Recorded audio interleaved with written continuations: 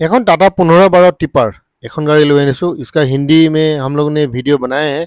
Channel का नाम है जीटूस ऑटो हब। ये हो गया जीटूस मोटो हब आसामीज चैनल। तो এখন गाड़ी চাব পাৰে আপোনাৰ 10 CMৰ গাড়ী। প্ৰথমে চাওক ইয়াৰ ৰেজিষ্ট্ৰেশ্যন এয়াৰ নম্বৰ মানে অৰুণাচল নম্বৰ হয়। এটা অৰুণাচলৰ পৰা যোনে যোনে চাই আছে ধুনীয়াকৈ তেওঁলোকে ল'ব পাৰিব। এতিয়া অসমৰ পৰা যদি কোনোবাই লয় এনঅ'চি পাই যাব, কিন্তু ইয়াৰ যিটো টেক্স মানে অৰুণাচলৰ পৰা অসম নম্বৰলৈ যিটো টেক্স আপোনালোকে কৰিব সেইটো আপোনালোকে পে'মেণ্ট কৰিব লাগিব। ঠিক আছে, গাড়ী গুৱাহাটী অসমত আছে আৰু শেষলৈকে চাব। আৰু ফাইনেন্সৰ সুবিধা আছে, অসমৰ বাহিৰে বেলেগ ষ্টেটত ফাইনেন্সৰ সুবিধাটো নাই, অকল অসমতে ফাইনেন্স হ'ব। तो बाकी जियोकल हिंदी चाव विचारे हिंदी चैनल जो हिंदी में देखना चाहते हैं वो हिंदी चैनल में चला जाइए। ये आसामी चैनल है। तो कॉन्टैक्ट नंबर तो चाওক। और ये गाड़ी दाम है मात्र 16.5 लाख टका 16,50,000 2022 टाटा 1512 टिपर 10.5 CM। কিন্তু আমি যেটা ক্যালকুলেশন করেছিল মোটামুটি 12 CM মান দেখা যায়। তথাপি আমি রিস্ক লোৱা নাই। আপোনালোকে নিজে এবাৰ আহিব, নিজে চেক কৰিব যে একচুৱেল CMটো কিমান। তো আমি অলপ কমায়ে কৈছো 10.5। গাড়ীখন ঠিকে আছে আপোনাৰ। আৰু ইয়াৰ যিটো লেংথটো আমি জুখিছিলোঁ 14 ফুটমান দেখুৱাইছে, 14 ফিট। আৰু চকাকেইটা চাওক, চকাকেইটা ধুনীয়া, একদম ফিনফিনীয়া চকা, নতুন চকা আপোনাৰ চাব পাৰে ধুনীয়াকৈ। এখন গাড়ী আপোনালোকে লৈ পিনে ইউজ কৰিব পাৰে 16.5 লাখ টকাত। গুৱাহাটীত আছে। এতিয়া গুৱাহাটীত ক'ত আছে আপোনালোকে ভাবিব যে এড্ৰেছটো দিয়া নাই, কণ্টেক্ট নম্বৰ আছে, কণ্টেক্ট নম্বৰত ফোন কৰিব। কি কাৰণে এড্ৰেছটো দিয়া নাই চাওক, টায়াৰটো আগৰ এবাৰ দেখুৱাই দিছোঁ। কি কাৰণে আজিৰ দিনত ফাইনেন্স কোম্পানী বহুত ষ্ট্ৰিক্ট। ঠিক আছে, মেক্সিমাম ডিফল্টাৰ কাষ্টমাৰে আমাৰ ওচৰত চাবলৈ আহে।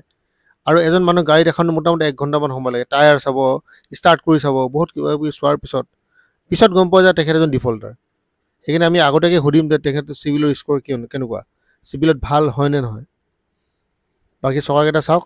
মোৰ ৰিচেণ্টলি এটা কেছ কেঞ্চেল হৈ গৈছে। 700ৰ ওপৰত আছিলে চিভিল, কিন্তু মাত্ৰ 300 টকা এটা পেণ্ডিং আছিলে। কোনোবা এটা লোন লৈছিলে তেখেতে, এই 300 টকা দিব থকাৰ বাবে তেওঁৰ লোন কেঞ্চেল হৈ গ'ল। তো যিমান বাকীবোৰে যেনেকৈ কৈ থাকে একদম ধুনীয়াকৈ 1.5 লাখ টকা দিয়ে লৈ যাওক, এইবোৰ ইমান সহজ নহয়। কিন্তু ফাইনেন্স পোৱাটো আজিৰ দিন বহুত কষ্ট, বহুত টাফ। যদি আপোনাৰ চব বস্তু ঠিক থাকে তেতিয়াহ'লে ফাইনেন্স পাব। আৰু এখন গাড়ী মোটামুটি 2 পৰা 3 লাখ টকা ডাউন পে'মেণ্ট দিব লাগিব।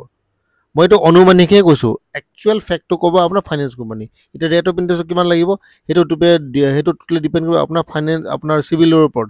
চিভিলত যদি স্ক'ৰ ভাল ৰেট অফ ইণ্টাৰেষ্ট কম হ'ব, আৰু চিভিলৰ স্ক'ৰ যদি বেয়া তেতিয়া ৰেট অফ ইণ্টাৰেষ্ট বেছি হ'ব।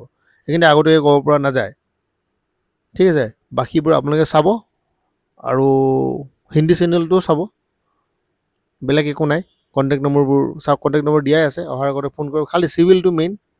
মই বাৰে বাৰে চিভিলটোৱে কৈ থাকোঁ, কিয়নো আজিৰ দিনত সেইটোৱে মেইন বস্তু হয়। আৰু ডাঙৰ গাড়ী যিহেতু আপোনালোকে ফাইনেন্সত ল'ব, এখন মোটামুটি বলেৰো পিকআপ বা এখন মানে পিকআপ টাইপৰ গাড়ী থাকিব লাগিব, নহ'লে আপোনাৰ ডাউন পে'মেণ্টটো বাঢ়ি যাব। সেইবোৰ বস্তু আমি কওঁ কেনেকৈ, আমি ফাইনেন্সৰ লগত থাকি সিহঁতি যেনেকৈ কৰে তাৰ পৰা আমি শিকি আপোনালোকক জনাওঁ। যিমানে কেছ কেঞ্চেল হয় তাৰ পৰা আমি শিকিব পৰা যায়। মোৰ এটা কেছ এনেকুৱা কেঞ্চেল হৈছিলে, তেওঁৰ চিভিল ভাল, কিন্তু তেওঁ এটা ৰিপৰ্ট দিছিলে, তেওঁৰ ৰিপৰ্ট এটা কালেক্ট কৰিছিলে ফাইনেন্স কোম্পানী। তেওঁ জুৱা খেলে কাৰণে তেওঁৰ লোনটো নহ'ল, কিন্তু চিভিলত 750। তো সেইবোৰ বহুত ধৰণৰ কথা থাকে। বিশেষকৈ ডাঙৰ গাড়ী যেতিয়া ফাণ্ডিং কৰে ফাইনেন্স কোম্পানী বহুত চায়। এইবোৰ কথা কিন্তু চবেই নকয়। কিন্তু চাওক, মই ভিডিঅ' বনাই কোনো লাইক ছাবস্ক্ৰাইব এইবোৰ কাৰণে মই ভিডিঅ' নবনাওঁ। ঠিক আছে, মই জাষ্ট ইনফৰমেশ্যনবোৰ দিওঁ, আপোনালোকে চালে চাব, কোনো প্ৰব্লেম নাই। 16.5 লাখ টকাত এইখন গাড়ী।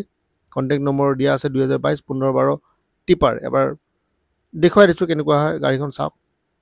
আৰু এইটো হৈছে আপোনাৰ ইউটিউব চেনেল। আমাৰ ইউটিউব চেনেলে কোনো গাড়ীত গেৰেণ্টি নিদিয়ে। আপোনালোকে নিজে আহিব, নিজে বিবেচনাৰে কথা পাতি ডিলাৰৰ পৰা গাড়ীবোৰ ল'ব। পিছত আমাৰ দুখ নধৰে যাতে।